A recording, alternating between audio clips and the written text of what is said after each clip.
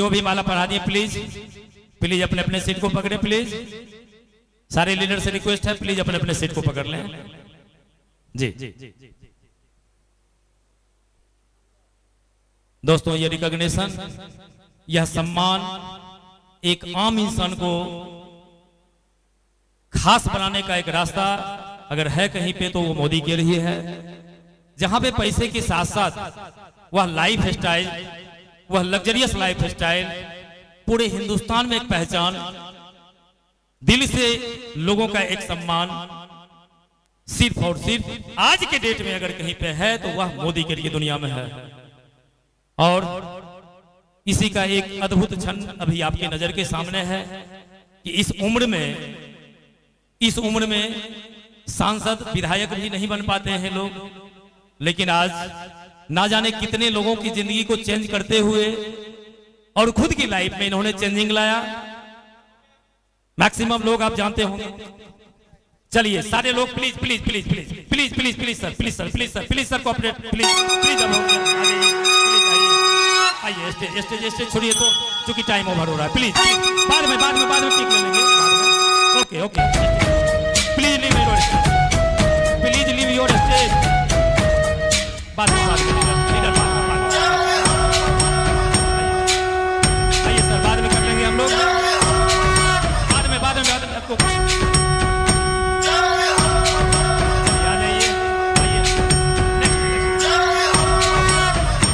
बाद में कर लेंगे। लेट हो रहा है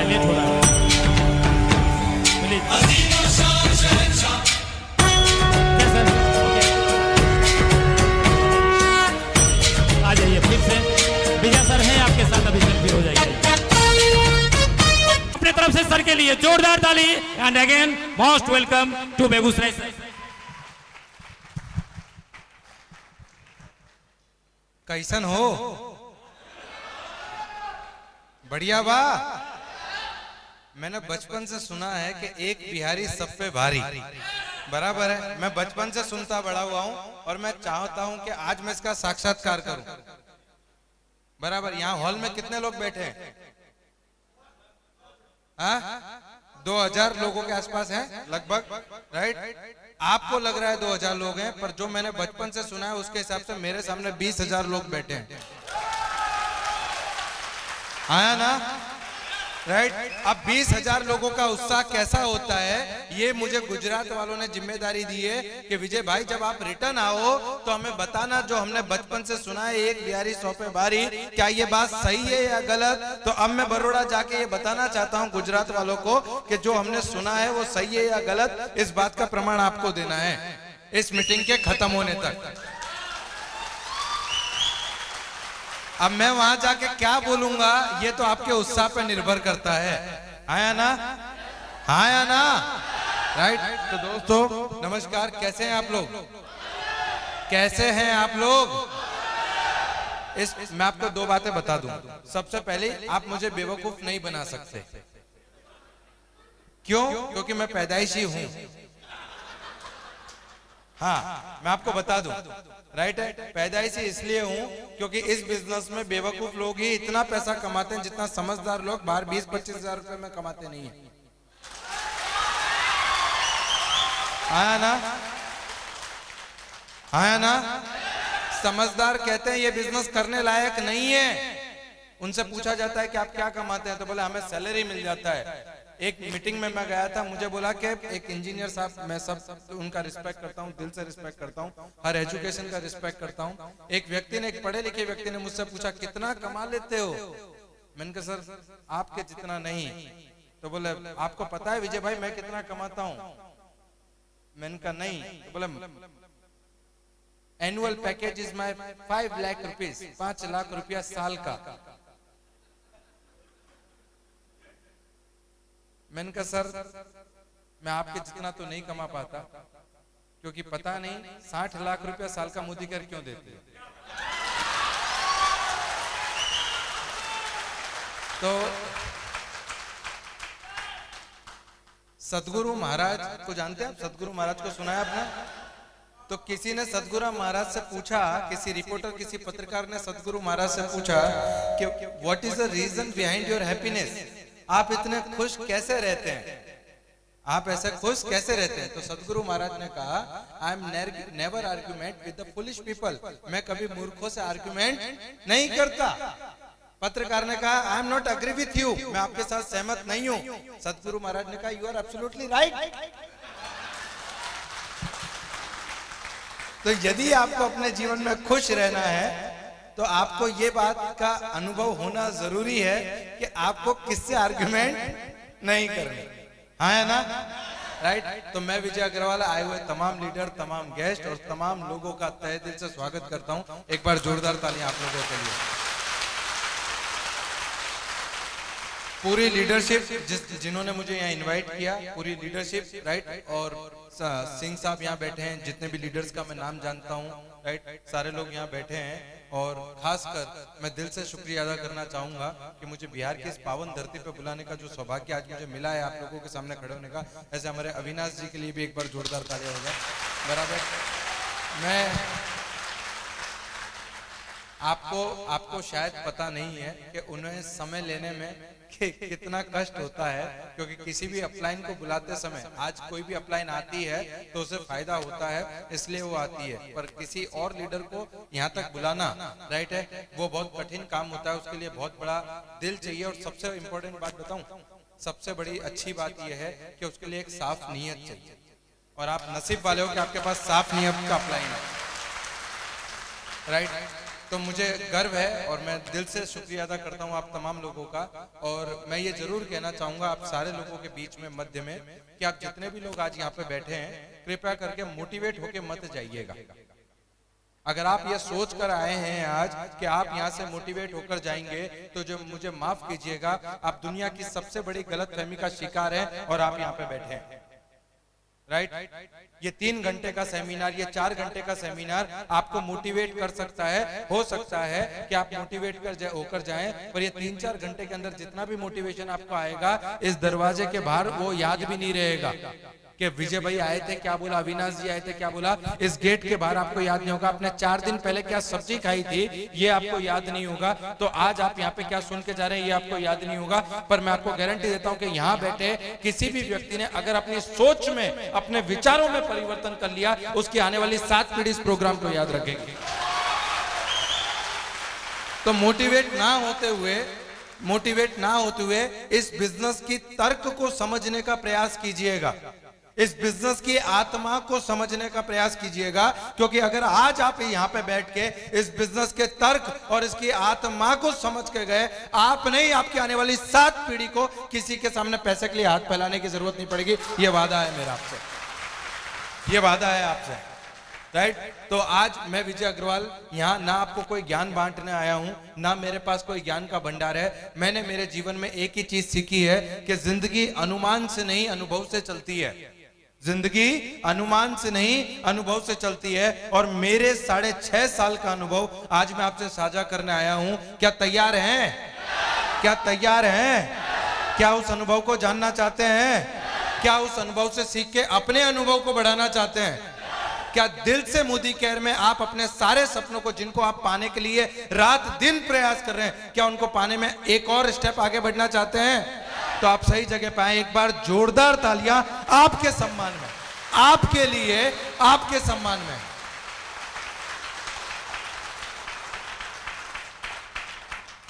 इसे अगर आप जोरदार तालियां कहेंगे तो इसके बाद में जो बजाएंगे उसे क्या कहेंगे?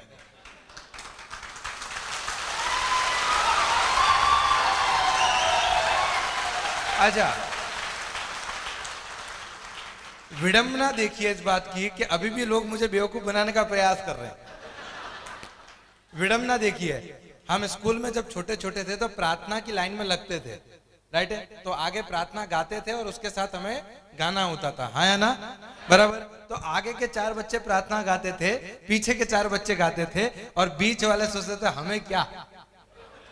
तो जितने भी नए लोग आए हैं आज पहली बार, वो यही सोचकर बैठे, तू होगा विजय अग्रवाल, हमें क्या। मैं आपकी परिस्थिति भली भांति समझ सकता हूं, क्योंकि आप जहां पर बैठे हैं वो मेरा बीता हुआ कल है, और मैं जहां खड़ा हूं ये आपका आने वाला कल है। तो आपके आने वाले कल में आपके सम्मान में ताली बजाइए, मेरे सम्मान में नहीं।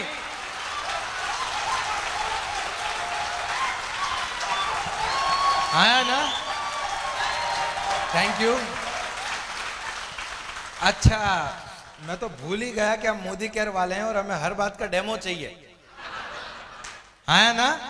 हम मोदी केयर वाले हैं और हमें हर बात का डेमो चाहिए। चलिए एक डेमो करते हैं। आपको सबको सौगंध है, जिसको आप मानते हैं उसकी सौगंध है आपको। जैसा मैं कर रहा हूं वैसा आपको करना है, राइट है? हम डेमो दे रहे हैं एक, जैसा मैं करूंगा ऐसा आपको करना है। सारे हाथ, सारे लोग अपना एक हाथ उठाइए, एक हाथ इस तरीके से, सारे लोग, एक भी बाकी ना रहे, एक भी। सौगंध है आपको, राइट? अब दूसरे हाथ की एक उंगली लीजिए, अब दूसरी उंगली लीजिए, अब तीसरी उंगली लीजिए, अब चौथी उंगली लीजिए, अब पांचों उंगली लीजिए।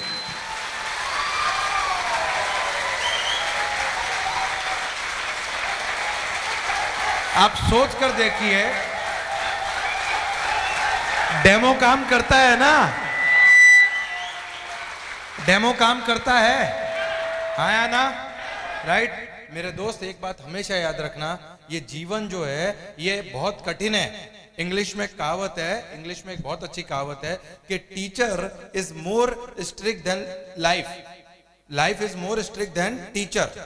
जो जीवन है वो शिक्षक से ज्यादा कड़क होता है, कठिन होता है। क्यों?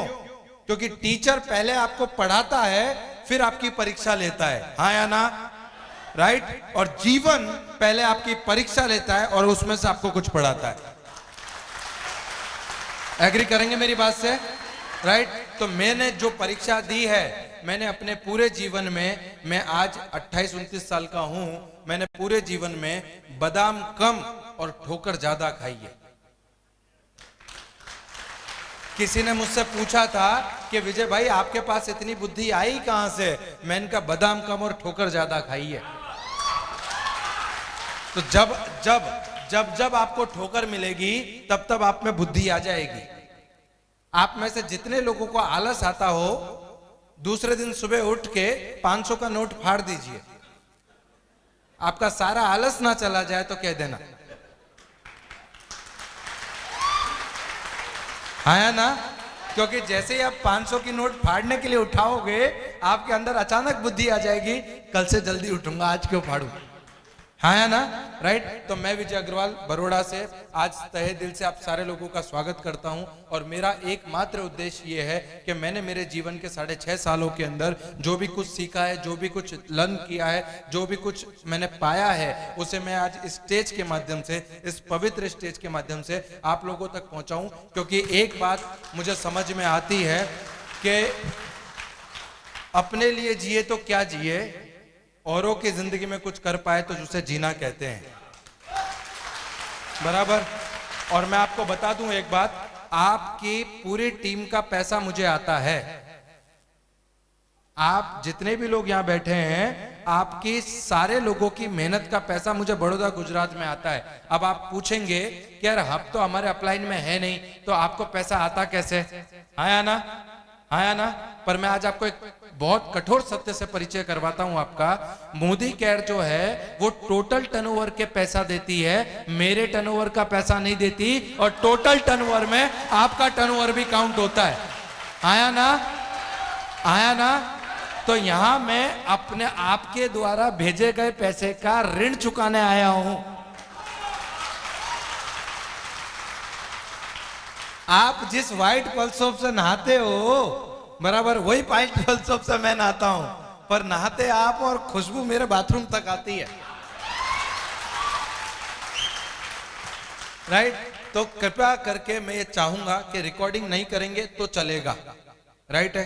ताली नहीं बजाएंगे तो चलेगा, पर मेरा एकमात्र उद्देश्य है कि मैं आपके हृदय तक पहुंच पाऊं। मैं आपके यहां नहीं, यहां नहीं, यहां नहीं, आपके हृदय तक पहुंच पाऊं। और यही मेरा आखिरी तक का प्रयास रहेगा। साथ देंगे मेरा? साथ देंगे मेरा?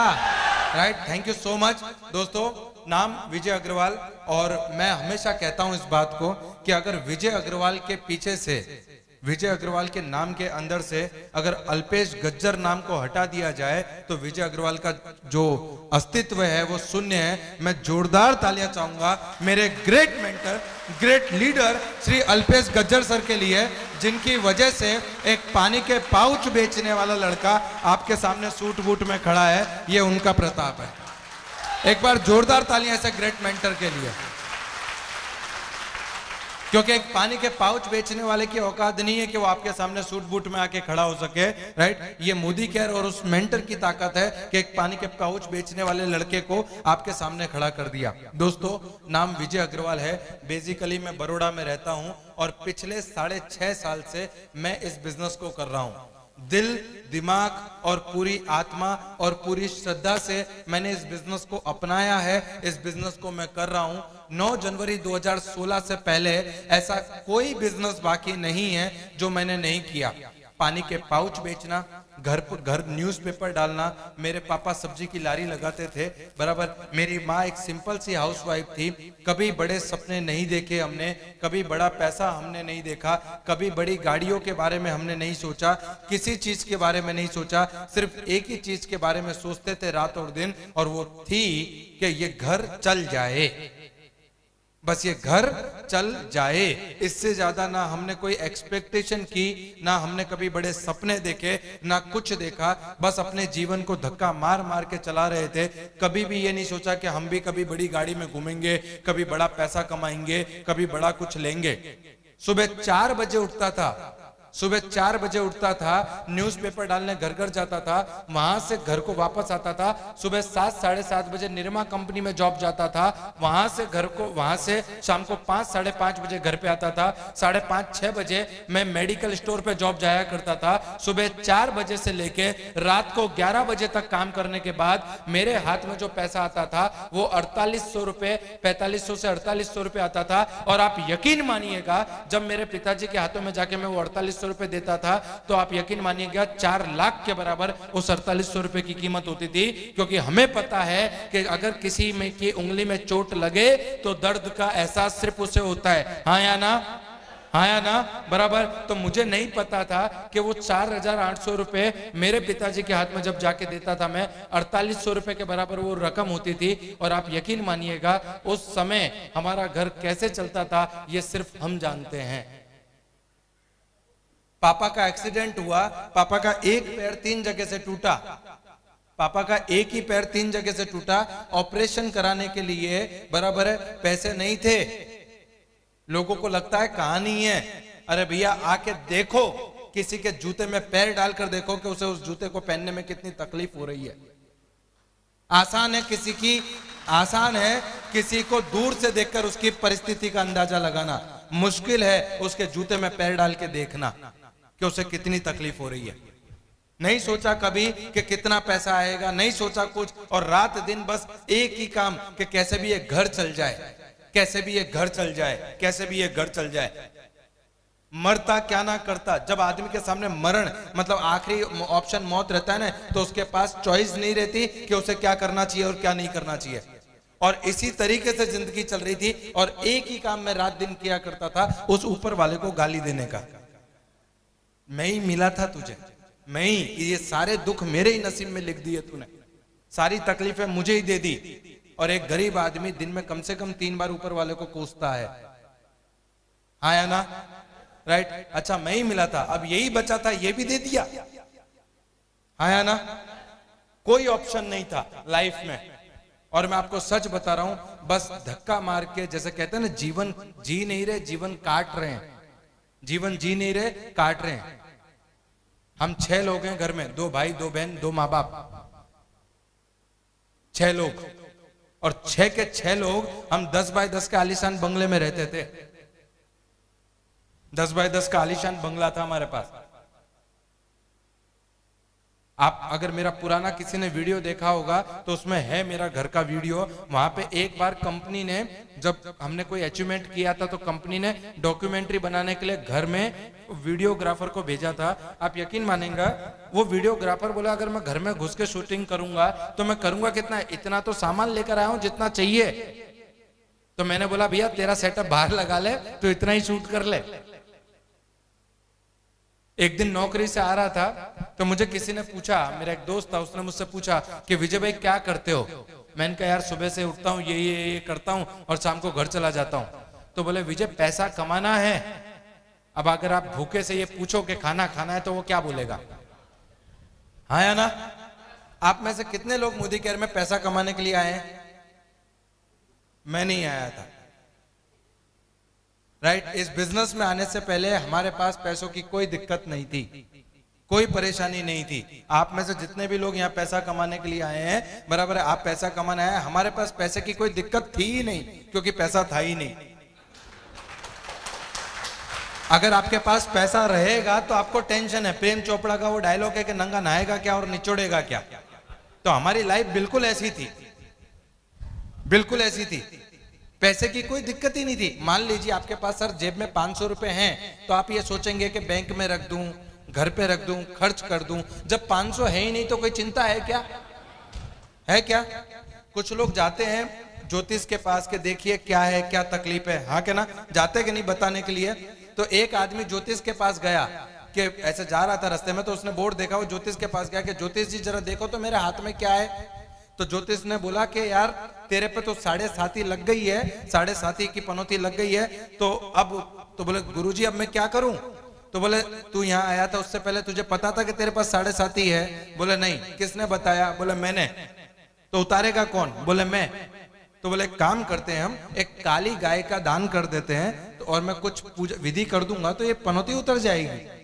तो बोले गुरुजी मैं गरीब आदमी हूं, इतना पैसा मेरे पास नहीं है। तो बोले कोई बात नहीं, हम एक काली बकरी का दान कर देते हैं तो ये पनौती उतर जाएगी। तो बोले गुरुजी मैं गरीब आदमी हूं, इतना पैसा मेरे पास नहीं है। तो बोले चल कुछ नहीं, मैं तेरे लिए और थोड़ी मेहनत, 2 मंत्र ज्यादा पढ़ लूंगा, बराबर है, हम एक काली चादर का दान कर देते हैं, तेरी पनौती उतर जाएगी। बोले गरीब गुरुजी मेरे पास खाने के पैसे नहीं है, बराबर है।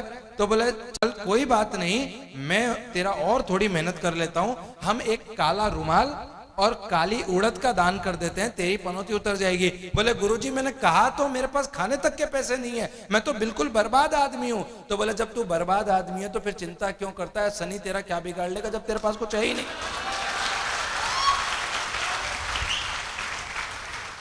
आया ना। तो बिल्कुल ऐसी ही परिस्थिति हमारी थी, बिल्कुल ऐसी परिस्थिति। और उसने पूछा कि बोले विजय भाई पैसा कमाना चाहते हो? मैंने कहा हाँ। तो बोले चलो मैं तुम्हें एक जबरदस्त जगह ले चलता हूं। और वो मुझे उठाकर बाइक पर बिठाकर, राइट, ऐसे एक सेमिनार में लेकर आया।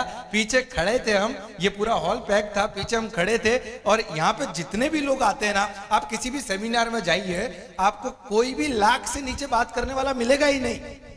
वो सब लाख की बात करते हैं। आप लाखों कमाओगे, आप करोड़ों कमाओगे, आपके घर मर्सिडीज आ जाएगी, आपके घर फलाना हो जाएगा, आपका बंगला बन जाएगा। और मैं सोच रहा था पीछे पीछे कि भैया यहाँ साइकिल पंचर हो जाती है तो 5 रुपए पंचर जुड़वाने के लिए नहीं है, तो मुझे मर्सिडीज लाने के सपने दिखा रहा है। जैसा आपको हंसी आ रही है, मैं पीछे खड़ा खड़ा ये बात सोच रहा था। और मैं ये सोच रहा था कि कब ये खत्म हो और कब मैं निकलूं, क्योंकि पिताजी ने बचपन से समझाया बेटा जिस गांव जाना नहीं उसका रास्ता नहीं पूछने का, हाँ या ना।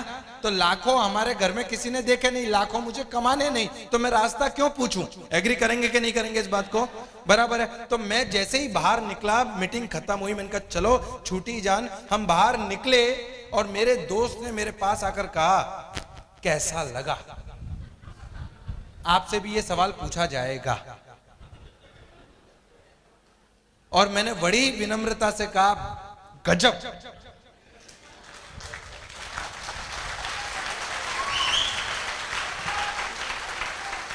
उसने मुझसे पूछा करेंगे? मैंने कहा नहीं। बोले क्यों? मैंने कहा यहां तो सब लाखों रुपए कमाने की बात करते हैं, तेरे पास कोई 2-4 हजार कमाने की बात हो तो बता, लाखों नहीं कमाना। एग्री करेंगे नहीं करेंगे, बराबर है। यहां तो सिर्फ 2-4 हजार कमाने की बात है। 2-4 हजार रुपए कमाना है, इससे ज्यादा कमाना नहीं है। वो मुझे समझाता रहा कि तू लाखों कमाएगा, अपलाइन करती है कि नहीं, तू लाखों कमाएगा। मैं बोलता था तेरा क्या फायदा, तू काहे मोटिवेट कर रहा है, हाँ ना। और ये फीलिंग आती है। उसने बोला तू लाखों कमाएगा, मैंने कहा नहीं चाहिए लाख, मुझे 3,000 चाहिए। बोला नहीं लाखों कमाएगा, मैंने कहा नहीं भैया 3,000 चाहिए। बोला नहीं लाखों कमाएगा। बाद में मुझे गुस्सा आया, मैंने कहा तुझे पता है ना मैं लाख आएगा मुझे। तो बोला हाँ विजय मुझे पूरा भरोसा है तुझे लाख आएगा। मैंने कहा तुझे पूरा भरोसा है मुझे लाख आएगा। बोला हाँ विजय मुझे पूरा भरोसा है लाख आएगा। मैंने कहा जिस दिन मुझे लाख आ जाए 97 तू रख लेना, 3 मुझे दे देना।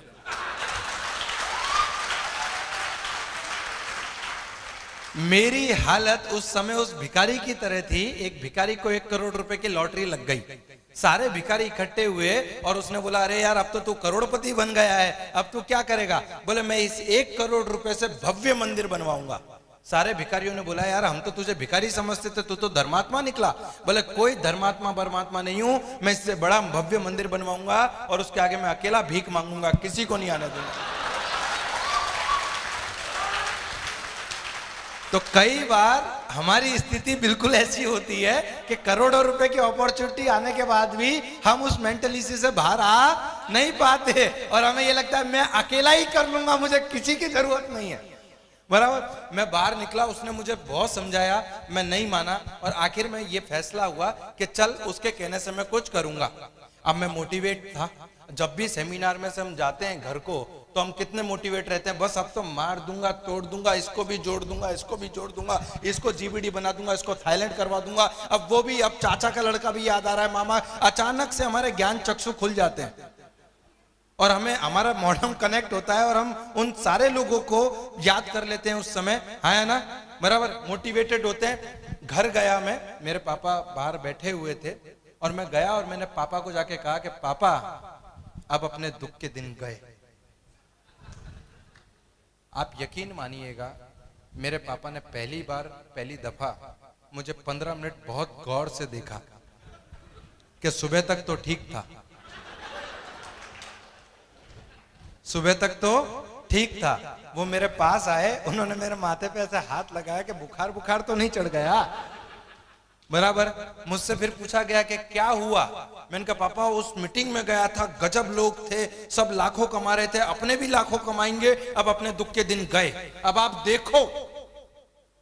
और मेरे पिताजी ने वही काम किया जो एक पिताजी को करना चाहिए और उन्होंने बड़े ही विनम्र शब्दों में बड़ी श्रद्धा के साथ मुझे मोटिवेट करते हुए ये कहा कि हमें ऐसा कोई काम करना नहीं है, क्योंकि ऐसे काम करने से इज्जत चली जाती है। और मैंने कहा पापा जो चीज है नहीं वो जा कैसे सकती है। एक गरीब परिवार, एक मिडिल क्लास व्यक्ति को हमेशा इस बात का वहम होता है कि बाजार में जो है ना उसकी बहुत इज्जत है। और किसी मित्र को अगर उसने फोन किया हो ना कि भैया 5,000 देना जरा जरूरत है, अबे कल फोन किए होते तो आज ही किसी को दिए, है ना। राइट है सर, आपकी जेब में 500 रुपया पड़ा होगा ना तो 200 रुपया देने वाला मिल जाएगा, पर आपकी जेब में अगर 1 रुपया नहीं है तो आपको 10 रुपए देने वाला नहीं मिलेगा, 10 रुपए उधार देने वाला नहीं मिलेगा। सच बता रहा हूं मैं आपको। तो इस बात का घमंड मुझे कभी था ही नहीं कि हमारी मार्केट में बहुत इज्जत है, क्योंकि कितनी इज्जत थी वो मैंने पापा के एक्सीडेंट के टाइम पे देख लिया। सर एक रिश्तेदार, मैं किसी के ऊपर ब्लेम नहीं करूंगा, उन्होंने जो किया वो बढ़िया किया। एक रिश्तेदार हॉस्पिटल में तबीयत पूछने नहीं आया क्योंकि उसको पता था कि अगर हॉस्पिटल में तबीयत पूछने जाऊंगा तो जेब से 1,500 निकाल के देना पड़ेगा। और उस समय पता चला कि भैया अपनी जेब में पैसा होता है ना तभी लोग पूछते हैं कैसा है। अगर आपकी जेब में पैसा नहीं है ना तो लोग आपसे पूछने भी नहीं आएंगे कि कैसा है और कैसा नहीं है। मुझे याद है 15% ब्याज पे, 20% ब्याज पे पैसा लेकर आया था इलाज कराने के लिए। 21-22 साल की उम्र में ब्याज का ब्याज, ब्याज का ब्याज, ब्याज का ब्याज। आज ऑफिशियल अनाउंसमेंट करता हूं, बराबर है 21 साल की उम्र में कम से कम 15-16 लाख रुपया कर्जा था मेरे ऊपर। 15 से 16 लाख। आप सोच कर देखिए कि 20-21 साल की उम्र में अगर किसी बच्चे पे 15-16 लाख रुपए का कर्जा, क्योंकि जो पैसा लिया था ब्याज पे, जो घर चलाने के लिए लिया था, कुछ इधर उधर दिया था, बराबर है, वो पैसे का उन लोगों को, आपको पता है हमारे वहां एक श्रॉफ जो पैसा घुमाते हैं ब्याज पे, वो आपकी किडनी तक निकाल लेते हैं। और वो हमेशा बोलते हैं, जैसे मान लीजिए आज मैंने इनसे 50,000 लिया और अब इनका 5 महीने से ब्याज नहीं दिया, ब्याज के साथ हो गया इनका 70,000 रुपया, तो वो आता था 10,000 और देता था, बोले अब तेरा लाख रुपया हो गया। फिर लाख पे ब्याज लगना शुरू, फिर तो उस पे नहीं दे पाए तो थोड़े दिन बाद वो वापस आएगा, फिर वो अपने को 2-5 की जरूरत पड़ी, फिर 2-5 लिया, अब तेरा 1.5 लाख हो गया, अब उस पे ब्याज शुरू। बराबर है। और एक कहावत है बहुत पुरानी के मरता क्या ना करता। आदमी जब मरण पे पड़ा हो ना तब उसके पास कोई ऑप्शन नहीं रहता। और उस समय मुझे ये बताया गया था कि आप इस बिजनेस में से लाखों कमाओगे। मुझे बताओ, आप अगर मेरी जगह होते तो क्या आपको इस बात का विश्वास आता कि आज जो आदमी 200-200 रुपए के लिए, 100-100 रुपए, 50-50 रुपए के लिए तरस रहा है, जिसकी तकलीफ को कोई नहीं समझ रहा, उस आदमी को कभी किसी बिजनेस में से लाखों रुपया आएगा? पॉसिबल है क्या ये? आप सोच कर देखिए। कई दिन हमारी लाइफ में ऐसे निकलते थे कि सुबह उठते थे तो उठने के बाद में अगर चाय बनानी होती थी तो कभी चाय पत्ती नहीं थी, तो कभी शक्कर नहीं थी। बराबर पड़ोस के घर पे ऐसे बरना दरवाजा खटखटा के, क्या थोड़ी सी एक कटोरी शक्कर दो ना, हम कल लाएंगे तो हम वापस देंगे आपको। 500 ग्राम, 400 ग्राम, किलो गेहूं का आटा लाके घर चलाते थे। और आपको यकीन नहीं होगा इस बात का कि कई दिन ऐसे निकले कि सुबह बनाएंगे तो शाम को क्या खाएंगे, और शाम को बनाएंगे तो सुबह क्या खाएंगे। और उस समय मुझे कोई मोटिवेट कर रहा है कि भैया तू लाखों कमाएगा, लाखों कमाएगा, लाखों कमाएगा। मुझे आज भी याद है 200 रुपए, मात्र 200 रुपए की सेकेंड हैंड साइकिल खरीदने के लिए घर का सिलेंडर बेच दिया था मैंने। जैसे आदमी के पास 2 किडनी होती है तो एक किडनी पे भी आदमी जिंदा रहता है कि नहीं रहता। तो मैंने सोचा घर में 2 सिलेंडर हैं, काम एक ही लग रहा है, एक दे दो। 200 रुपए की साइकिल खरीदने के लिए। और जब घर पे गया तो पापा ने बोला कुछ नहीं करना। मैंने कहा ठीक है, नहीं करेंगे। और उन्होंने मुझे 1000 एग्जाम्पल दिए। तेरे चाचा के लड़के ने भी करके देख लिया, तेरे मामा के लड़के ने भी करके देख लिया, फलाने ने भी किया था, उसने भी किया था, उसने भी किया था, किसी ने कुछ कमाया नहीं और सबका पैसा जेब से गया। मुझे बताइए, जहां पे आपको नेगेटिव चीजों से मोटिवेट किया जाता हो, कभी आपको इस बात का भरोसा आ पाएगा वहां से कि आप इस बिजनेस में से पैसा कमा सकते हो? मैंने मेरे अपलाइन से कहा मुझे नहीं करना भैया, मेरे पापा भी ना बोल रहे हैं, मेरे घर वाले भी ना बोल रहे हैं, नहीं करना मुझे। ये बात है 2013 की, ये बात है 2013 की। 2 साल के बाद में, 2-2.5 साल के बाद में मेरी पानीपुरी की लारी लगाता था मैं, पानीपुरी का ठेला लगाता था, गोलगप्पे जिसे कहते हैं, गुपचुप या गोलगप्पे यहाँ क्या बोलते हैं मुझे पता नहीं, बराबर पानीपुरी, राइट। वहां उसकी लारी लगाता था मैं। जो दोस्त मुझे सेमिनार में लेकर गया था, वो दोस्त एक दिन फिर मेरी लारी पे पानीपुरी खाने के लिए आया और उसने बोला कैसा चल रहा है? मैंने कहा बस लारी में धक्का दे रहे हैं। तो बोले, उसने नया बाइक खरीदा था मोदी केयर से। तो मैंने उससे पूछा कि भैया तुम्हारा अच्छा है यार, तुम तो नई नई गाड़ी, नई नई बाइक। तो बोले तुम्हें भी तो बताया था, पर तुम्हें कहां समझ में आता है, तुम्हें तो चर्बी है। तुम्हें भी तो बताया था, तुम्हें कहां समझ में आता है, तुम्हें तो चर्बी है। मैंने कहा यार चर्बी बर्बी कुछ नहीं है, पर पापा ने ना बोला कि नहीं करना है, इसमें सब ऐसा होता है वैसा होता है। तो बोले पापा ने ना बोला, उसके बाद में तू करोड़पति बन गया क्या? अच्छा स्थिति कैसी है अभी? मैंने कहा जैसी पहले थी वैसी ही आज है। उसने मुझसे पूछा क्या बदल पाएगा इस स्थिति को? मैंने कहा ऐसा ही चलता रहा तो नहीं। उसने अपने बैग में से अपने चेक का स्क्रीनशॉट निकाला और उसने मुझे बताया कि देख पिछले महीने में 16,000 रुपए का चेक आया है। यहाँ मैं सुबह 4 बजे से रात को 11 बजे तक मेहनत करता था, मुझे 5-6 हजार रुपए से ज्यादा नहीं मिला कभी। उसने 2-2.5 साल में 16,000 का चेक लिया। मुझे ऐसा लगा कि यार करने लायक तो है, 2-2.5 साल में तो कंपनी भागी ही नहीं। और आप यकीन नहीं मानोगे, वो दिन था 9 जनवरी 2016। उसने मुझसे कहा कि चल मैं तुझे मैंने कहा यार ऐसा कुछ है तो मुझे भी बता, मैं करता हूं ट्राई। अगर तू मुझे सपोर्ट करेगा तो मैं ट्राई करता हूं, तू मुझे सपोर्ट करेगा तो मैं ट्राई करता हूं। तो बोला मैं तुझे सपोर्ट करूंगा। फिर उसने दोबारा मुझे एक सेमिनार में बुलाया। मैंने कहा यार वो सेमिनार में जाएंगे वही लाखों करोड़ों की बात होगी, वही सब हेलीकॉप्टर और मर्सिडीज की बात होगी। एक काम कर, तू जाके आ जा, तू मुझे समझा देना। हर डाउन अपलाइन से ये कहती है कि सर आप मुझे समझा देंगे, मैं तो आप ही से समझ लूंगा, मुझे किसी मीटिंग में जाने की जरूरत नहीं है। मेरे को वो जबरदस्ती लेकर आया और उस दिन मेरी जिंदगी का टर्निंग पॉइंट साबित हुआ, क्योंकि एक सब्जी बेचने वाली औरत, एक सब्जी का बिजनेस करने वाली औरत स्टेज पे आई और उसने कप कपाते, ऐसे उसके हाथों में माइक दिया गया और उसने कप कपाते हाथों से ये बोला कि मैं इस बिजनेस से 3000 रुपए कमाई, मैं इस बिजनेस से 3000 रुपए कमाई। आप यकीन नहीं मानोगे, मैं जिस कुर्सी पे बैठा था उस पे मैंने जोर से हाथ मारा। मैंने कहा अगर विजय अग्रवाल ये औरत 3000 कमा सकती है तो तू इस बिजनेस से पैसा कमा लेगा। बात खत्म। एक डॉक्टर से रिलेट करता है, एक डॉक्टर से रिलेट करता है, एक इंजीनियर से रिलेट करता है। वो सब्जी बेचने वाली थी, मैंने उससे रिलेट किया, मुझे वो लाखों वालों की बात समझ में नहीं आई, मुझे वो सब्जी वाली की बात समझ में आई कि इसमें से 3000 रुपए कमाया जा सकता है। आया ना, राइट। और मैं घर पे गया, घर पहुंचा मैं, मेरे पापा ने बोला आज लारी क्यों नहीं लगाई, आज पानी पूरी की लारी क्यों नहीं लगाई। मैंने कहा पापा वहां पे लोग लाखों रुपया कमा रहे हैं, मैंने सब्जी बेचने वाली को पैसा कमाते हुए देखा।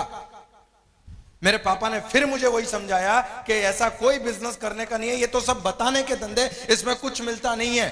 और मुझे उस दिन एक सेमिनार में बैठे बैठे एक बात समझ में आई और मैंने उसे अपने जीवन के मूल मंत्रों में शामिल कर लिया। और वो बात इतनी थी कि दुनिया से लड़ने से पहले, रणभूमि को जीतने से पहले आपको मन भूमि को जीतना पड़ता है। अगर आप मन भूमि में हार गए, अगर आप मन भूमि में हारे हुए हो तो दुनिया की कोई ताकत आपको रणभूमि में जिता नहीं सकती। और अगर एक बार आपने मन भूमि में जीत हासिल कर ली, दुनिया की कोई ताकत, कोई माइका लाल आपको बाहर हरा नहीं सकता। आया ना। मोदी केयर करने से पहले, इस निर्णय को लेने से पहले मेरे अंदर का जो द्वंद्व चल रहा था, करूं ना करूं, करूं ना करूं, सबसे पहले मुझे उस द्वंद्व को जीतना था। और 9 जनवरी 2016 को मैंने उस द्वंद्व को उस सेमिनार में बैठ के जीता कि अगर ये सब्जी बेचने वाली इस बिजनेस से 3000 कमा सकती है, विजय अग्रवाल, इस दुनिया में कोई ऐसा पैदा नहीं हुआ जो तुझे इस बिजनेस में पैसा कमाने से रोक सके। मैं घर पहुंचा, पापा ने बोला नहीं करना, तुझे समझाया ना, ऐसा कुछ नहीं करना, मैं ऐसा नहीं करना, वैसा नहीं करना। और उस दिन मुझे एक बात समझ में आई कि हाथी को रिक्शे में बिठाना और बाप को समझाना पॉसिबल नहीं है। आप दुनिया में किसी को भी समझा सकते हो, अपने बाप को नहीं।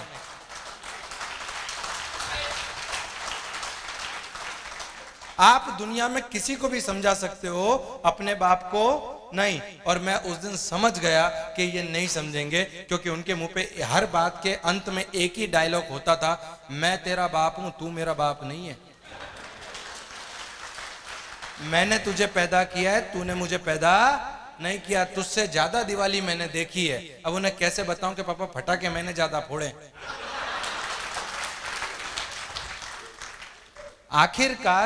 आखिरकार जैसे कहते हैं ना कि सबसे घातक हथियार कौन सा है, परमाणु, राइट। उससे भी घातक हथियार का नाम मैं आज आपको बताता हूं, इमोशनल हथियार। ये एक ऐसा हथियार है कि इसे आप किसी पे भी फायर कर दो, ये अचूक उसका निशाना भेद ही देगा। और मेरे पापा ने भी आंखों में आंसू लाते हुए ऐसे 2 उंगली रखी और मुझसे पूछा गया कि यदि अगर आपको मोदी केयर चाहिए तो बाप नहीं, और बाप चाहिए तो मोदी केयर नहीं। और आप यकीन नहीं मानोगे सर, आप यकीन नहीं मानोगे, मैं फिर उस बात को दोहराता हूं कि मुझे सबसे पहले अपने मन भूमि को जीतना था। मैंने मन भूमि को जीता और मैंने निर्णय किया कि मैं मोदी केयर करूंगा।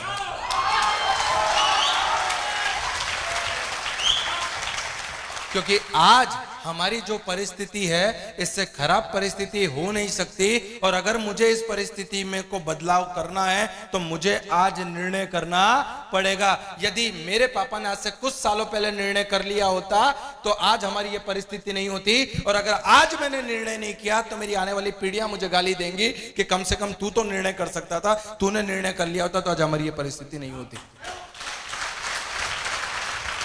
मुझे नहीं पता सर, मुझे नहीं पता कि आप अपने जीवन में मोदी केयर को करने के लिए क्या कीमत चुकाओगे। मेरे पापा ने मुझसे कहा कि आज से मैं तेरा बाप नहीं, तू मेरा बेटा नहीं। आपको यकीन नहीं होगा सर, 1.5 साल तक मेरे पिताजी ने मुझसे बात नहीं की। 1.5 साल खून के आंसू रोया हूं सर मैं। आप सोच कर देखो, एक घर में एक छत के नीचे आप रह रहे हो, आप खाने बैठे हो तो पिताजी खाने नहीं बैठे, पिताजी खाने बैठे तो आप नहीं बैठे। सुबह 6 से 8 बजे निकलता था, रात को 2-2 बजे घर में जाता था ताकि पिताजी से इंटरेक्शन ना हो, उनसे झगड़ा ना हो जाए। सुबह उठा, मम्मी को बोला कि मम्मी पिताजी से रात को ऐसी ऐसी बात हो गई है, आप है ना मुझे, तो मेरे मम्मी ने कहा मुझसे कि वो तेरे पापा हैं, तुझे गलत थोड़ी समझाएंगे, वो तेरा अच्छा ही तो चाहते हैं। मैंने कहा मैं यही तो बोल रहा हूं कि वो मेरे पापा हैं, वो मेरा अच्छा ही तो चाहते हैं, पर उन्हें ये समझ नहीं आ रहा कि इसी में मेरा अच्छा है। राइट? अच्छा, समझ आ नहीं रहा ऐसा नहीं था, वो समझना चाहते नहीं थे। क्योंकि मैं आपको एक बात बताता हूं, आप सोते हुए व्यक्ति को, सोते हुए आदमी को उठा सकते हो।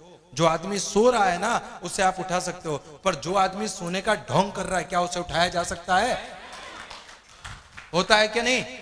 जो नहीं समझ रहा उसे समझाया जा सकता है, पर जो समझते हुए ना समझे उसे समझाया जा सकता है क्या? हाँ या ना? तो मुझे समझ में आया कि ये समझना चाहते नहीं है, और उस समय मैंने निर्णय किया कि मैं मोदी केयर करूंगा। मैंने मेरी माँ से कहा, आज मैं आपको बताता हूं, मैंने मेरी मम्मी से कहा कि 5 साल मुझे दे दो। 5 साल ये मत पूछना कि बेटा तूने खाना खाया, सोया नहीं सोया, तू कब आ रहा है, कब जा रहा है, ऐसा समझना। 5 साल तुम्हारा लड़का विदेश गया है पैसा कमाने के लिए, 5 साल दे दो मुझे मेरी जिंदगी के। अगर 5 साल में मैंने सफलता अर्जित नहीं की, मैं सौगंध खा के बोलता हूं मां, पूरी जिंदगी वो करूंगा जो आप कहोगे। मुझे 5 साल दे दो इस बिजनेस में अपने करियर को बिल्ड करने के लिए। 5 साल। 5 साल। सर, आलू प्याज फ्री में नहीं मिलता, आलू प्याज फ्री में नहीं मिलता। आप सफलता लेने निकले हो, कीमत तो चुकानी पड़ेगी, कीमत तो चुकानी पड़ेगी। एक बहुत अच्छे शायर ने एक शायरी कही कि फूल तो खिलते हैं इस चमन में, फूल तो खिलते हैं इस चमन में, शर्त यह है कि बीज को दफन होना होगा। फूल तो खिलते हैं इस चमन में। मैंने मम्मी से बोला 5 साल दे दो। मैं गया मेरे अपलाइन के पास और अपलाइन से जाके कहा कि सर आपने कहा था आप सपोर्ट करेंगे, मैं तैयार हूं, बताइए क्या करना है। मेरे अपलाइन ने थोड़े दिनों उनके साथ रहा, थोड़ा कुछ सीखा, कुछ पता चला, और एक दिन मैंने उनको डेमो के लिए बुलाया। 4 बजे का डेमो का समय निर्धारित हुआ और मैंने उन्हें डेमो के लिए बुलाया। मेरे अपलाइन को मैंने फोन किया कि सर कल शाम को 4 बजे डेमो करने जाना है, कल शाम को 4 बजे डेमो करने के लिए जाना है। मेरे अपलाइन ने कहा ठीक है, अपनी डेमो किट ले आना। मैंने कहा सर वो क्या होता है? क्योंकि हर डाउनलाइन को यह लगता है कि वो डेमो किट बना के अपलाइन पे एहसान कर रहा है, और ये सत्य है। और मुझे ऐसी फीलिंग आई थी कि मेरा अपलाइन, मैंने कहा सर वो डेमो किट क्या होता है? तो बोला वो आपके पास जो थैला होता है ना वो। तो मैंने कहा वो तो मेरे पास नहीं है, मैंने आपसे कहा तो था कि खाने तक के पैसे नहीं, आप डेमो किट बनाने की बात कहाँ कर रहे हो? तो उन्होंने कहा कि एक काम करना, मैं बाहर हूं, तुम मेरी डेमो किट मेरे घर से लेते हुए आना और 4 बजे तुम वहां पहुंच जाना, मैं सीधा ही वहां पहुंचूंगा। 4 बजे मैं वहां पहुंचा। वो जिस महिला ने मुझे बुलाया था उन्होंने टेबल वेबल लगा दिया, 8-10 महिलाएं आ गई। अब 4 से 4:10 हुई। मैंने अपलाइन को फोन किया, मैंने कहा सर कहाँ पे? तो बोले विजय मुझे 15-20 मिनट लगेगी। मैंने कहा ठीक है सर। फिर मैंने 4:15 बजे जो 8-10 लेडीज आई थी उसमें से 2-3 लेडीज उठ के चली गई कि वो आए ना तो हमें बताना, हम फिर आ जाएंगे। फिर 4:30 बज गए। मैंने फोन किया सर कहाँ पे? तो बोले विजय 15-20 मिनट और लगेगी। अब मुझे धीरे धीरे गुस्सा आने लगा कि इनको पता नहीं चलता क्या। 5 बज गए, 5 बजे तक मेरा अपलाइन आया नहीं। मैंने उसको फोन किया, मैंने कहा भाई कहाँ पे? तो बोले मुझे और 15-20 मिनट लगेगी। अब मुझे काटो तो खून नहीं निकले, क्योंकि मेरे पापा ने पहले ही कहा था कि इसमें सब बेवकूफ बनाते हैं, और मुझे उस दिन पहली बार ये लगा मैं बेवकूफ बन गया। क्यों? क्योंकि अपलाइन ने क्या बोला था? सपोर्ट करूंगा, मैं तुझे पूरा सपोर्ट करूंगा, और मेरे दिमाग में यह था कि अब ये मुझे पूरा सपोर्ट करेगा। 5 बज गए, वो नहीं आया। जो 10-12 महिलाएं आई थी अब उसमें से 2-3 महिलाएं बची, और जिस महिला ने मुझे डेमो के लिए बुलाया था उन्होंने कहा कि विजय भाई जैसा आता है आप कर दो ना। अब मैंने जिंदगी में पहली बार डेमो के गिलास उठाए, दोनों में पानी डाला, एक में स्टेरिक्लीन और एक में लाइजोल डाला, और मैंने उठाकर कहा देखो बैक्टीरिया मर गए।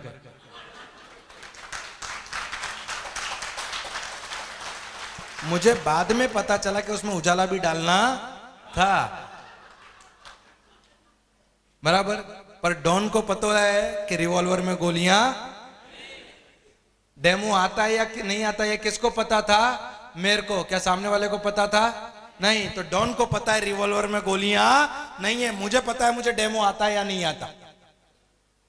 राइट। उन्होंने ताली भी बजाई और 4 स्टेरिक्लिन के ऑर्डर भी दिए।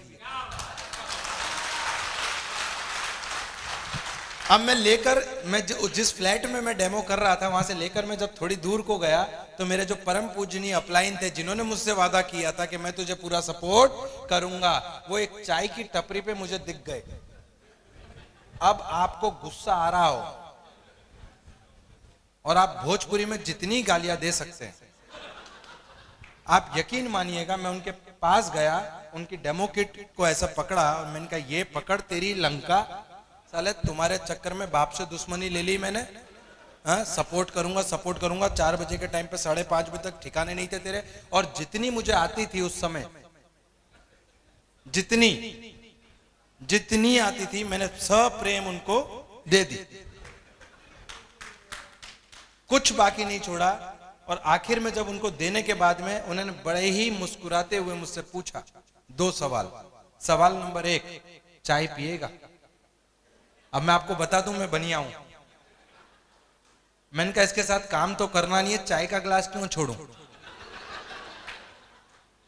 है ना, इसके साथ काम तो करना है नहीं, आज अपन ने डिसीजन ले ही लिया, अब इसके साथ मैं कहा चाय का गिलास क्यों छोड़ूं? उसने चाय का गिलास मेरे हाथ में दिया और जैसे ही मैंने चाय के गिलास में से एक सिप मारी, उसका दूसरा सवाल, जिस दूसरे सवाल ने मेरी पूरी जिंदगी को बदल के रख दिया, और मैं चाहता हूं ये आंसर आप भी अपने घर लेकर जाइएगा। वो दूसरा सवाल था, विजय अगर आज मैं तेरा डेमो करने आता तो क्या तू डेमो करता?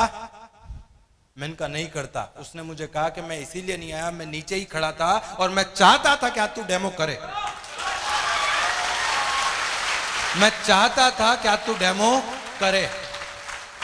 और आप यकीन मानिए कि उसके इस जवाब ने मेरी जिंदगी के सारे दरवाजे खोल दिए, क्योंकि बच्चा अगर मैं पैदा कर रहा हूं तो उसकी परवरिश की जिम्मेदारी मेरी अपलाइन की, मेरी अपलाइन की। पैसा किसको कमाना? मेरे को। आगे किसको बढ़ना? मेरे को। परिवार को सुखी किसको करना? मेरे को। विदेश यात्रा किसको जाना? मुझे। गाड़ी किसको लेनी? मुझे। सपनों की जिंदगी किसको जीनी? मुझे। और काम करने अपलाइन आएगा, काम करने अपलाइन आएगा। मैंने कहा मैं जहां न्यूज़पेपर डालने जाता था वहां तो कोई अपलाइन नहीं था, मैं जहां जॉब जाता था वहां तो कोई अपलाइन नहीं था, मैं पानी पूरी की लारी लगाता था वहां तो कोई अपलाइन नहीं था। और उस दिन जिंदगी में एक चीज सीखी कि जिंदगी तो अपने दम पर जी जाती है गालिब, जिंदगी तो अपने दम पर जी जाती है गालिब, दूसरों के कंधों पे तो सिर्फ जनाजे उठते हैं, सिर्फ जनाजे उठते हैं। और आप यकीन मानिएगा, वो दिन है और आज का दिन है, मैंने मेरी अपलाइन को ना किसी डेमो में बुलाया, ना किसी प्लान में बुलाया। रिस्पेक्ट अपलाइन इस तरीके से बनाया, वो मेरे लिए सर्वत्र सर्वोच्च परी है, बराबर है। पर पैसा मुझे कमाना है तो काम मैं करूंगा, बात खत्म। पैसा मुझे कमाना है, काम मैं करूंगा। आज मुझे मोदी केयर में 6.5 साल हो गए। आप मेरी किसी भी अपलाइन से फोन करके पूछ लीजिए कि विजय अग्रवाल के आपके कितने डेमो करवाए, एक भी नहीं, एक भी नहीं। अपलाइन का यूटिलाइज करना है, यूज नहीं। अपलाइन का यूटिलाइज करना है, यूज नहीं। कुछ लोगों की आदत होती है, आ जाइए चलो अब देखिए, हाँ चालू कीजिए, बताइए बताइए। जैसे कोई टेप रिकॉर्डर हो, उसने रख दिया और बटन दबा के, और वहां से वो खुद फोन पे बात कर रहा है, सर आप बताइए मैं आता हूं, हाँ बराबर है। जबकि अपलाइन का रिस्पेक्ट ऐसा होता है कि अगर वो उस समय एक शब्द भी बोल रहे हैं तो मेरा फर्ज बनता है उनका बैग लेके घर में लेकर जाना, मेरा फर्ज बनता है उनका एडिफिकेशन करवाना, मेरा फर्ज बनता है उनको अपनी टीम से मिलवाना, राइट है। पर लोगों का ईगो इतना हाई होता है कि वो ये नहीं समझ पाते कि जीवन में अपलाइन इस दुनिया में आपके माँ बाप के बाद में या उनसे भी एक स्टेप ऊपर, अपलाइन एकमात्र वो व्यक्ति है इस पूरी दुनिया में जो आपका अच्छा चाहता है। क्योंकि अगर आपका 100 रुपया आएगा तभी उसको 100 रुपया आएगा, आपको 200 रुपया आएगा तभी उसको 200 रुपया आएगा। और कोई भी समझदार व्यापारी, कोई भी समझदार व्यापारी अपनी चलती दुकान पे लात नहीं मारता, हाँ या ना, बराबर। और आप नहीं मानोगे, 3 महीने के बाद में मेरा पहला चेक आया मोदी केयर से, वो था 167 रुपए का, 167 रुपीज का, 3 महीने के बाद में। और जैसे ही 100-200 रुपए का चेक आता है ना, लोग छोड़ देते हैं बिजनेस। अरे इतनी मेहनत करी, देखो सर 100 रुपया आया, इतना काम किया, देखो 200 रुपया आया। जब मेरे को 167 रुपीज का चेक आया मोदी केयर से, मैं खुशी के मारे बावला हो गया, पागल हो गया। मैंने घर पे फोन किया, मम्मी को बोला, मम्मी आज तो खीर बनाओ। मम्मी ने बोला क्या हुआ? मैंने कहा चेक आया है। तो बोले अच्छा। मम्मी ने खीर बनाई, हम घर पहुंचे, खीर खाने बैठे। जैसे ही मम्मी ने पूछा कितने का चेक आया, मैंने कहा पूरे 167 रुपए का। बोले तू पागल हो गया है क्या? 200 रुपया खीर बनाने में खर्चा कर दिया और तू 167 का चेक लेकर आया है? बोले पागल हो गया है क्या? मोदी केयर वालों ने कुछ कर दिया क्या तेरे ऊपर? पागल हो गया क्या? मैंने मम्मी को बोला, मम्मी लोग कहते हैं इस बिजनेस में पैसा नहीं आता, 167 आया मतलब पैसा आता है, आया ना? अगर 167 आया है इसका मतलब पैसा आता है। अब इस 167 को 1670 में, 1670 को 16,700 में और 16,700 को 1,67,000 में बदलना है।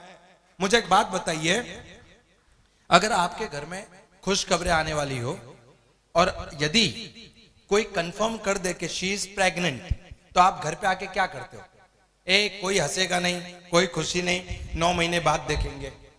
कोई ऐसा करते हो क्या है कि नहीं नहीं कोई हंसेगा नहीं, कोई खुशी की बात नहीं, 9 महीने बाद आएगा तब देखेंगे? नहीं, हम पहले दिन से खुशी मनाने लगते हैं, हाँ या ना? पहले दिन से, अरे बेटा ये खा, ये मत खा, ये उठा, ये मत उठा। आया नहीं है वो, 9 महीने बाद उसका जन्म होगा, पर वो उसकी किलकारी आज आपके घर में गूंजने लगती है जिस दिन डॉक्टर कंफर्म करता है कि शी इज प्रेग्नेंट। यस और नो? यस और नो? वो बच्चा आया नहीं है, पर उसकी किलकारियां, उसकी छोटी छोटी उंगलियां, उसके पैर, उसकी सांसें, उसके रोने की आवाज आपके कानों में गूंजने लगती है। वो आया नहीं है, 9 महीने बाद आएगा, पर उसके एहसास आपको उस दिन हो जाता है जिस दिन डॉक्टर कंफर्म करता है कि शी इज प्रेग्नेंट। यस और नो? हाँ या ना? तो जिस दिन 167 आया, मैं समझ गया शी इज प्रेग्नेंट। अब तो मात्र 9 महीने की राह देखनी है, मात्र 9 महीने। और आपको बताते हुए गर्व होता है, पहला चेक आया था मेरा 167 रुपीज का। आज मोदी केयर से मेरा हाईएस्ट पे आउट है 6.5 लाख रुपया महीना, 6.5 लाख रुपया महीना। अब मुझे बताइए आप कि उस दिन अगर मैंने 167 पे मोदी केयर छोड़ दिया होता तो आपको क्या लग रहा है, मैं कलेक्टर बन गया होता? IAS ऑफिसर की एग्जाम मैंने पास कर ली होती, मैं आज भी कहीं बड़ौदा में ठेला लगा रहा होता। और कभी ना कभी आप बड़ौदा गुजरात घूमने आते तो आप मेरे वहां पानी पूरी जरूर खाते, आया ना? राइट? एक हारा हुआ इंसान और एक योद्धा, दोनों में फर्क इतना ही होता है कि जब दुनिया उससे कहती है हारे हुए इंसान से कि तू छोड़ दे, वो तुरंत छोड़ देता है। और जो योद्धा होता है वो ये बोलता है यार एक प्रयास और करके देखता हूं। सिर्फ इतना फर्क होता है। आज मोदी केयर के माध्यम से मुझे आज मोदी केयर में 6.5 साल पूरे हो गए। आपको बताता हूं और गर्व करता हूं इस बात पे, मोदी केयर से अब तक पिछले 6.5 सालों में 2.5 करोड़ रुपया मेरे घर पे आया है। 2.5 करोड़ रुपया, 2.5 करोड़ हर रोज। जब मैंने मोदी केयर शुरू किया था तो मेरे घर पे हर रोज हमारे आस पड़ोसी में से कोई ना कोई मेरे पापा को समझाने आता था, बाबूलाल तेरा लड़का किस धंधे में देख, बाबूलाल तेरा लड़का किस धंधे में देख। आज भी मेरे पापा को रोज एक आदमी समझाने आता है, बाबूलाल आपका लड़का किस धंधे में देख। शब्द वही है, कौन कहता है आसमान में सुराख नहीं होता, करने वाला चाहिए, करने वाला चाहिए। रोज एक आदमी समझाना आता था। मेरी मम्मी बोलती थी मुझसे कि देख वो भी आके समझा के चले गए, वो अंकल भी आके समझा के चले गए, वो भी सलाह दे रहे हैं कि नहीं करना चाहिए। मैंने कहा जितने भी आदमी सलाह देने आ रहे हैं उनसे सिर्फ एक ही बात करनी है आपको कि 6 महीने का राशन भरवा दीजिए, मेरा बच्चा वही करेगा जो आप कहेंगे। और जैसे ही मम्मी ने ऐसा बोलना शुरू किया, पता नहीं सलाह देने वालों की कमी कैसे हो गई। फिर कोई सलाह देना आता ही नहीं था, क्योंकि सलाह देने में तो पैसा लगता नहीं है, राशन भरवाने में पैसा लगेगा, आया ना बराबर। और इन लोगों की हाँ ना को सुन के, इन दो चार उच्च तुच्छों की ना को सुन के हम जैसे लोग बिजनेस छोड़ देते हैं, जिनके घर में उनकी वाइफ उनका सुनने को तैयार नहीं है, उनकी सुन के हम बिजनेस छोड़ देते हैं। सर 200 रुपए की साइकिल खरीदने के लिए घर का सिलेंडर बेचा था, 200 रुपए की साइकिल खरीदने के लिए घर का सिलेंडर बेचा था। सबसे पहली गाड़ी खरीदी 7.5 लाख रुपए की ग्रैंड i10, सबसे पहली गाड़ी खरीदी मोदी केयर से। 1 साल के अंदर सबसे पहली गाड़ी खरीदी 7.5 लाख रुपए की ग्रैंड i10। जब शोरूम में गया गाड़ी खरीदने के लिए तो मेरे पास एक्टिवा थी, उससे थोड़े दिन पहले कुत्ता टकरा गया था, तो पंखा भी जो था वो टूट के ऐसे लटक रहा था। अब गर्मियों के समय में आपको कभी एसी की हवा खानी हो तो आप है ना, आपने किया है कि नहीं किया मुझे नहीं पता, पर कभी कभी हम किसी शोरूम में घुस जाते हैं, भले ही कुछ खरीदना हो कि ना खरीदना हो, कि यार चलो ठंडी हवा तो आ रही है ना बराबर। तो उनको ऐसा, जब मैं उधर गाड़ी खरीदने के लिए गया तो उनको ऐसा लगा ये नौकरी मांगने आया है। अब आपको दिखता तो मैं शाहरुख खान जैसा हूं ही, मेरी माँ की नजरों से देखो, इस दुनिया का सबसे हैंडसम आदमी आपके सामने खड़ा है। मैं गया वहां रिसेप्शन, अच्छा जब आप गाड़ी के शोरूम में जाते हैं तो आपकी खातिरदारी ऐसे की जाती है जैसे घर पे जमाई आया हो। क्या लेंगे सर, चाय कॉफी ठंडा, क्या लेंगे? और यहाँ कोई पानी पूछने को तैयार नहीं था, क्योंकि उनको लगा ये टाइम पास करने आया है। मैं गया रिसेप्शन पे, मैंने जाके कहा कि, उन्होंने पूछा बताइए क्या काम है, मैंने कहा गाड़ी खरीदनी है। उनको लगा ये टाइम पास करने आया है, तो ऐसा कॉर्नर में सोफा था, तो मुझे बोला कि वो सोफे पे आप बैठ जाइए, हम किसी को भेजते हैं। अब जब हमारी टीम में कोई नया नया व्यक्ति ज्वाइन होता है तो हम नहीं बोलते उसको कि तू डेमो कर, मैं देखता हूँ, तू सीख, कोई दिक्कत नहीं। तो वहां पे कोई नया नया जुड़ा था शोरूम में, तो वो आ गया समझाने, बोले सर बताइए क्या चाहिए आपको। मैंने कहा क्या बेचते हैं आप? तो बोले गाड़ी। मैंने कहा वही चाहिए। उसने मुझसे दूसरा सवाल पूछा कि सर कितना बजट है आपका? अब ये जो बजट है ना, इसको अगर आप हिंदी में रूपांतरित करें तो आपको पता चलेगा, इसका सीधा मतलब ये होता है कि सर आपकी औकात कितनी है। बजट को आप हिंदी में रूपांतरित कर लीजिए, सर आपकी औकात कितनी है। अब मुझे बताइए सर, क्या ये सवाल उस दिन मुझसे पूछा गया था? नहीं। मैं एप्पल खरीदने जाता हूं तब भी पूछा जाता है कितने वाला बताऊं, शर्ट खरीदने जाता हूं तब भी पूछा जाता है कितना बजट है आपका, चप्पल खरीदने जा, अरे एक 10, 15, 20 हजार रुपए की नौकरी करने वाला मुझसे मेरे मुंह पे औकात पूछ रहा है, और हम हंस के कहते सर इतना वाला बता दीजिए, 500 वाला। मतलब वहां ईगो रखना चाहिए, वहां ईगो नहीं रखेंगे, पर ईगो वहां रखेंगे जो हमारा अच्छा चाहता है। अपलाइन के सामने ईगो रखेंगे, डाउनलाइन के सामने ईगो रखेंगे, पर वहां नहीं रखेंगे जहां तुम्हारे आत्मसम्मान को हर दिन कुरेदा जाता है। और उससे मुझने पूछा सर आपका बजट कितना? आप यकीन मानिएगा दिल पे लगी बात। मैंने कहा grand i10 cherry colour top model की कीमत कितनी? तो बोला 7,38,000 रुपए। मैंने बैग में से चेक बुक निकाली, चेक साइन करके उसको दे दिया। उसका दूसरा सवाल था सर आप करते क्या है? मैंने कहा पूछ नहीं तो नौकरी छोड़नी पड़ेगी। मैंने कहा पूछ मत, नहीं तो नौकरी छोड़नी पड़ेगी। पहली गाड़ी खरीदी ग्रैंड i10। पापा को, उस समय तक पापा मुझसे बात नहीं करते थे, तो मैंने पापा को, मेरे मम्मी को फोन किया। मैंने कहा मम्मी पापा को भेजो, काम है, अर्जेंट भेजना। तो मेरी मम्मी को लगा आज ये फंस गया कहीं, इसने किसी ने इसको धर दबोचा है। तो उसने पापा को बोला कि जाओ उसको छुड़ा लाओ, जाओ। और तब तक मैंने बताया नहीं था कि मैं गाड़ी खरीद रहा हूं, मैंने बताया नहीं था। मेरे पापा मेरे को जब पता है वो चाबी देने आते हैं ऐसे, राइट, ऐसे करके, तो मेरे को जब वो चाबी देने आया, मैंने कहा मैं तो नौकर आदमी हूं, मालिक अभी आ रहे हैं, मालिक अभी आ रहे हैं। पर आप यकीन मानिएगा जब मेरे पापा वहां पे आए और उन्हें पता चला कि आज उनके बेटे ने गाड़ी खरीदी है, और जब उनको चाबी देके ऐसे फोटो खिंचवाया जा रहा था ना, उनकी आंखों में आंसू थे और 36 की छाती 72 की हो गई थी। 36 की छाती 72 की हो गई थी। और आप यकीन मानना, मैं सौगंध खा के बोलता हूं, मोदी केयर की रोजी है मेरी, उस दिन मुझे लगा कि विजय तेरी सारी मेहनत वसूल हो गई, आज तेरी सारा संघर्ष वसूल हो गया। अरे लोग मरने के बाद श्राद्ध पक्ष में कुत्ते और कौवे को खाना खिलाते हैं, मरने के बाद में श्राद्ध पक्ष में कुत्ते और कौवे को खाना खिलाते हैं कि उनके पूर्वजों तक पहुंचेगा। मुझे नहीं पता मुझे नहीं पता कि मरने के बाद में खाना खिलाया वो कुत्तों को या कौवे को वो पूर्वजों तक पहुंचेगा कि नहीं पहुंचेगा, पर अगर मेरे जीते जी, मेरे माँ बाप के जीते जी मैं धरती पे उन्हें स्वर्ग दे सकता हूं तो मैं मर मर के मोदी केयर करने को तैयार हूं। कहते हैं कि आप अपनी चमड़ी के जूते भी बना के माँ बाप को पहनाओ तो नहीं चुका सकते, राइट है। अरे भैया 5 साल नहीं 10 साल भी अगर मुझे मर मर के मोदी केयर करना पड़ा और मेरे माँ बाप के चेहरे पे स्माइल आ गई ना, तो इससे बड़ा संघर्ष और इससे बड़ा प्रसाद मेरे लिए जीवन में और कोई नहीं होगा, कोई नहीं होगा। एक माँ इस उम्मीद में 9 महीने बच्चे को पेट में रखती है, इस माँ एक उम्मीद में 9 महीने बच्चे को रखती है कि बड़ा होके ये मेरे लिए कुछ करेगा, और जब वो बच्चा बड़ा होता है ना तो वो बोलता है हमसे ना हो पाए, हमसे ना हो पाए। और मुझे इतना समझ में आता है कि मेरे माँ बाप की खुशी और मेरे परिवार की खुशी से बढ़कर मेरे लिए कुछ नहीं है, बराबर है। मैंने जिंदगी के सारे आयाम देख लिए और आखिर में जब एक व्यक्ति ने मुझसे कहा था, मैं आपसे कहता हूं, एक व्यक्ति ने मुझसे कहा था आपसे कहता हूं, कागज निकालिए और उस पे एक ऐसे व्यक्ति का नाम लिख दीजिए जो आपके ना रहने के बाद में आपके बच्चों को आप ही की तरह प्यार करे, उनको उसी तरीके से रखे।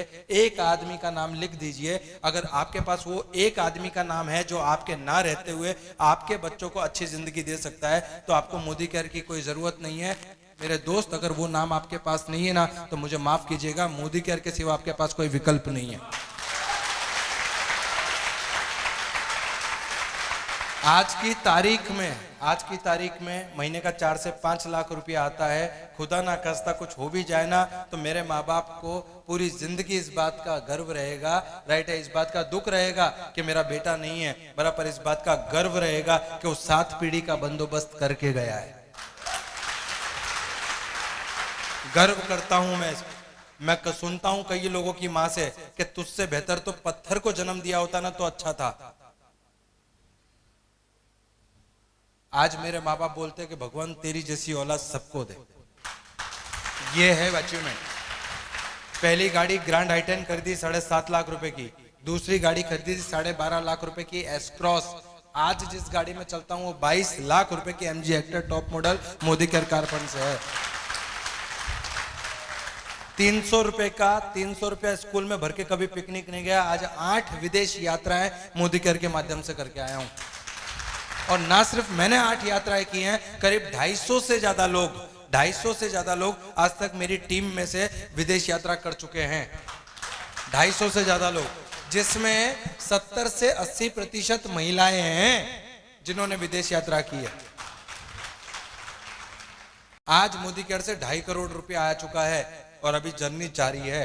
मुझे बताइए, मैं आपसे दिल पे हाथ रख के, अपने ऐसा हाँ ताली नहीं, दिल पे हाथ रख के अपने अपने ईश्वर की शपथ खा के बोलिए कि अगर मेरी जिंदगी में मोदी केयर ये परिवर्तन ला सकता है तो क्या आपकी जिंदगी में नहीं ला सकता?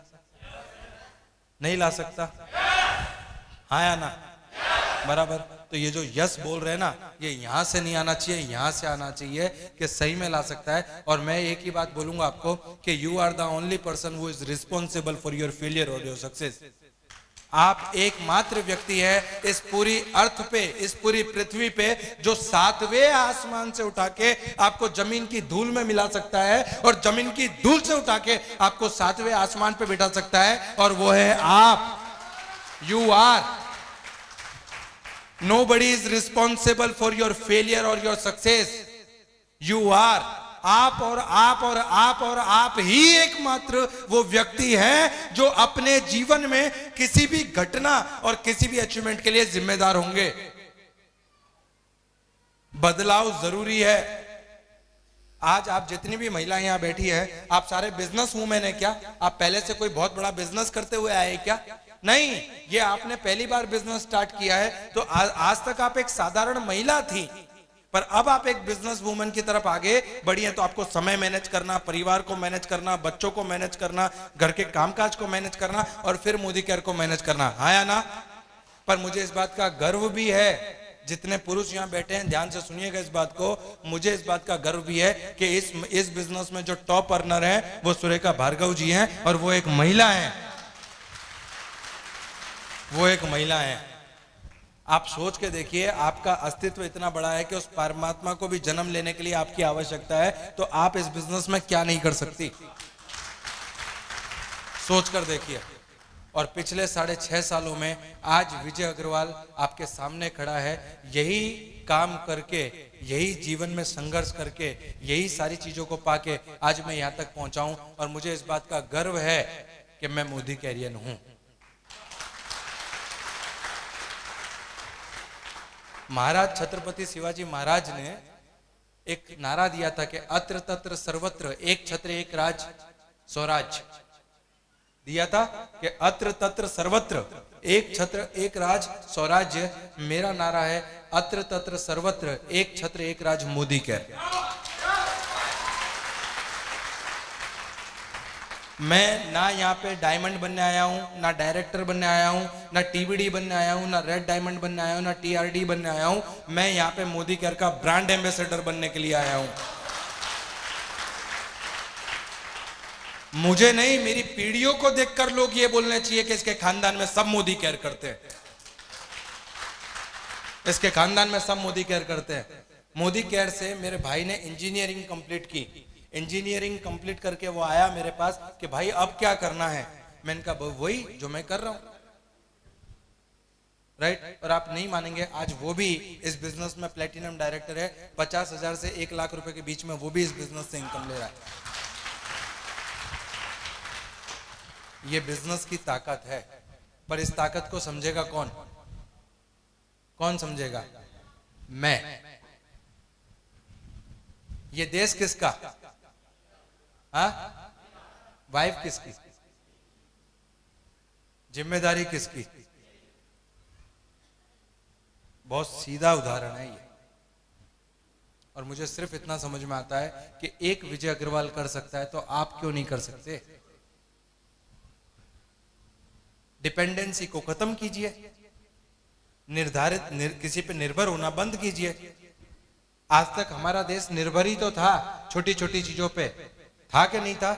वैक्सीन सामने वाला देगा तब लगाएंगे, ये काम होगा तब ये करेंगे, ये करेंगे। आज हम आत्मनिर्भर बने तो हमारी एक अलग पहचान बनी या नहीं बनी?